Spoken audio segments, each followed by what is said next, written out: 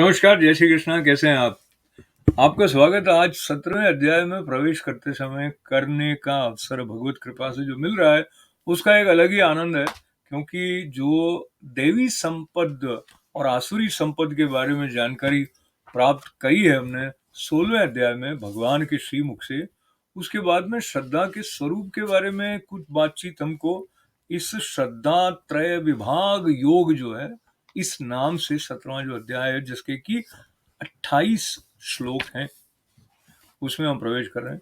और जैसे कि आप जानते हैं, श्रीमद् भगवद गीता के 700 श्लोकों में से 18 अध्याय जो है, उसमें ये अंतिम दूसरा अध्याय ठहरता है। इसमें प्रवेश का अवसर प्राप्त करते करते ध्यान के साथ करते हैं। प्रारंभ पार्थाय प्रतिबोधितां भगवता नारायणेन स्वयं व्यासेन ग्रथितां पुराण मुनिना मध्ये महाभारतम् अद्वैतामृतवर्षिणीं भगवतीम् अष्टादशाध्यायिनीम् अम्ब त्वामनुसन्दधामि भगवत गीते भवद्वेषिणीम्।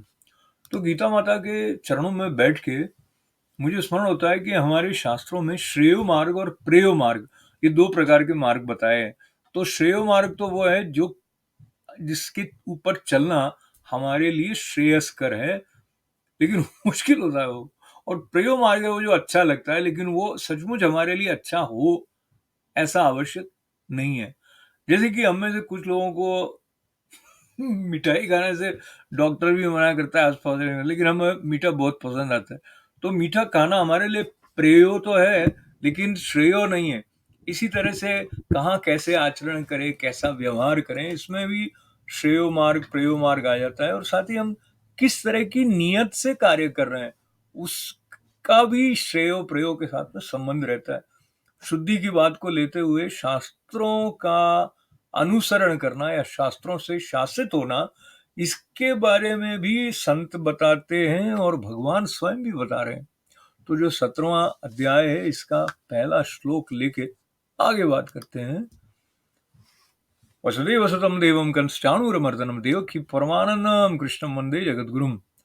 अर्जुन उवाच ये शास्त्रविधिमुत्सृज्य यजन्ते श्रद्धयान्विताः तेषां निष्ठा तु का कृष्ण सत्वमाहो रजस्तमः।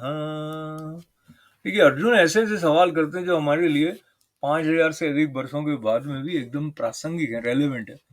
इस सवाल जो पहले श्लोक में अर्जुन पूछ रहे हैं, वो क्या है कि हे कृष्ण, जो मनुष्य शास्त्र विधि को त्याग कर, क्योंकि शास्त्र विधि से कार्य करने की बात 16वें अध्याय के समापन के समय भी आई है, इसलिए उस जो सिरा है उसको लेते हुए देखिए, आपको याद दिलाऊं कि 16वें अध्याय का 23वां जो श्लोक था वो ये था, यह शास्त्र विधि मुत्सृज्य वर्तते काम कारतः न स सिद्धिम वाप्नोति न सुखम न पराम गतिम। इसमें भगवान ने कहा था कि जो पुरुष शास्त्र विधि को त्याग कर अपनी इच्छा से मनमाना आचरण करता है, वो न तो सिद्धि को प्राप्त होता है और न परम गति को ही, और न तो उसको सुख ही मिलता है। और उन्होंने अंतिम जो श्लोक था 16वें अध्याय का, उसमें ये भी कहा था कि जो कर्तव्य और अकर्तव्य की व्यवस्था में शास्त्र ही प्रमाण है, तो इसलिए उन्होंने शास्त्र के अनुरूप कार्य करने की बात की। तो अर्जुन पूछ रहे हैं उनको कि वही ये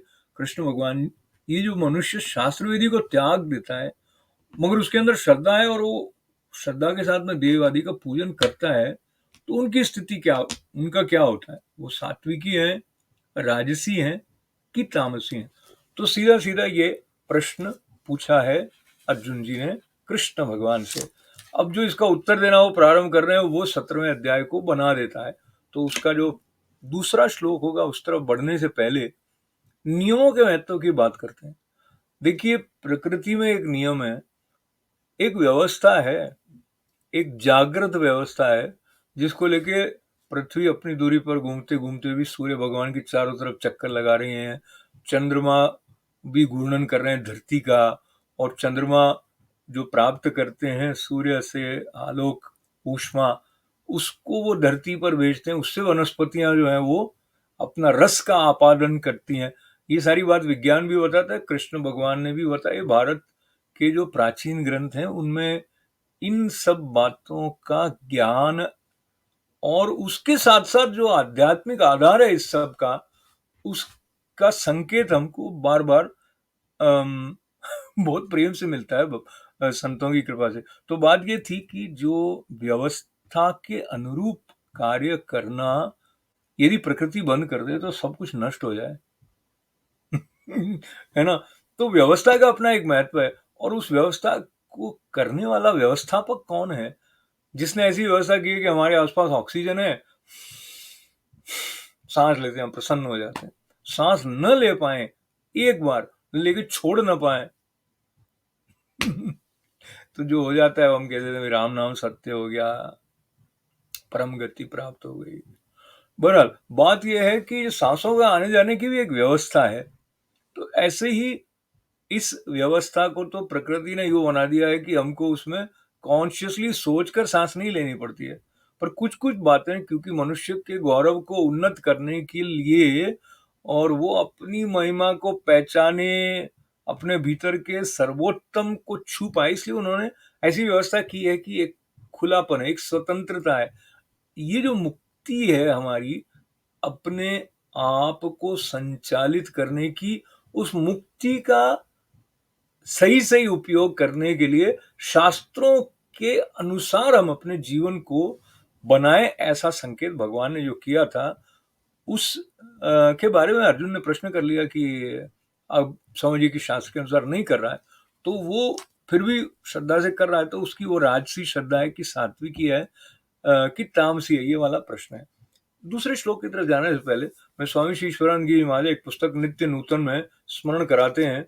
ये आचार्य शंकर ने जो भज गोविंदम कहा है, दिनमपि रजनी सायं प्रातः शिशिर वसंतो पुनरा यातः कालः क्रीडति गच्छत्यायु तदपि न मुंचत्याशा वायु। तो इसमें यह हो गया कि दिन आता है, रजनी रात आती है, और शिशिर आता है, वसंत आता है। ऐसे जो काल है क्रीड़ा कर रहा है वो। देखिए आप, समय हमारे साथ खेल रहा है, और फिर क्या है कि इस सब के बीच में जो हमारा जीवन का एक नर्तन है, तो स्वामी जी ये कहते हैं कि हम सचमुच इस जीवन को नृत्य बना रहे हैं कि काल के साथ क्रीड़ा कर रहा है वो, तो हम भी उसके साथ क्रीड़ा कर रहे हैं क्या? तो क्रीड़ा करने का मतलब क्या है कि कुछ नियमों का पालन करें। जैसे अब क्रिकेट का खेल अभी अभी बहुत अधिक उसकी चर्चा रह रही है, तो क्रिकेट खेलते हैं तो उसमें कुछ नियमों का पालन करना होता है कि भाई अमुक तो बाउंड्री है, उस सीमा के पार जाना है, इसको इस तरह से बॉल करनी है। तो काल जो है वो हमारे लिए बॉलिंग कर रहा है, ऐसे स्वामी जी कहते हैं। और उसको कितनी बॉल करनी है उसके भी कुछ नियम है, और समझदार खिलाड़ी को ध्यान रखना पड़ता है, चाहिए अगर, कि एक निश्चित अवधि तक ही बॉलिंग होगी हो, तो उसके बाद में काल खिलाना बंद कर देगा। तो उसके बाद जो होगा वो तो हम जानते ही हैं। पर इस बात को लेते हुए आइए हम बढ़ जाते हैं दूसरे श्लोक की तरफ। इसमें लेकिन पुनः इस बात को याद कर लें कि काल के साथ खेलते हुए, उसके नियमों को अपनाते हुए हमको अपनी कुशलता को दिखाना है, और मैच फिक्सिंग नहीं करनी है, क्योंकि पकड़े जाते हैं और उसमें क्या है कि क्रीड़ा का रस जो है वो चला जाता है। तो ये शरीर कुछ नियम इसके हैं, उनका सम्मान करते हुए हम आगे बढ़े। ऐसी बात संतों के चरणों में बैठकर भी आती है, और वो तो हमारा सारा का सारा जो है स्वास्थ्य, समग्र स्वास्थ्य उनकी दृष्टि से वो पोषित होता है। डॉक्टर भी कुछ बातें बताते हैं, वो हमको कोई योगाचार्य भी बता रहे होते हैं, हमारे गुरु भी बता रहे होते हैं। दूसरे श्लोक की तरफ बढ़ते हैं। श्री भगवान उवाच त्रिविधा भवति श्रद्धा देहिनां सा स्वभावजा सात्विकी राजसी चैव तामसी चेति तां शृणु। तो अर्जुन के प्रश्न के उत्तर में कृष्ण भगवान ने कहा कि अर्जुन, मनुष्यों की वो शास्त्रीय संस्कारों से रहित केवल स्वभाव से उत्पन्न श्रद्धा सात्विकी और राजसी और तामसी ऐसे तीनों प्रकार की होती है, उसको तू मुझसे सुन। तो आगे कल वो बताएंगे, उस तरफ हम बढ़ेंगे। पर श्रद्धा तो सात्विकी भी हो सकती है, राजसी भी हो सकती है, तामसी भी हो सकती है। इसका मतलब सात्विक श्रद्धा से कार्य करने वाला भी शास्त्र विहित हो, ये आवश्यक नहीं। ऐसा संकेत इसमें कहीं न कहीं लगता है कि है। तो और इस बात को थोड़ा खुलासा इसका संतों के चरणों में बैठकर जो मिलेगा, उस पर हम थोड़ा मनन करेंगे साथ-साथ।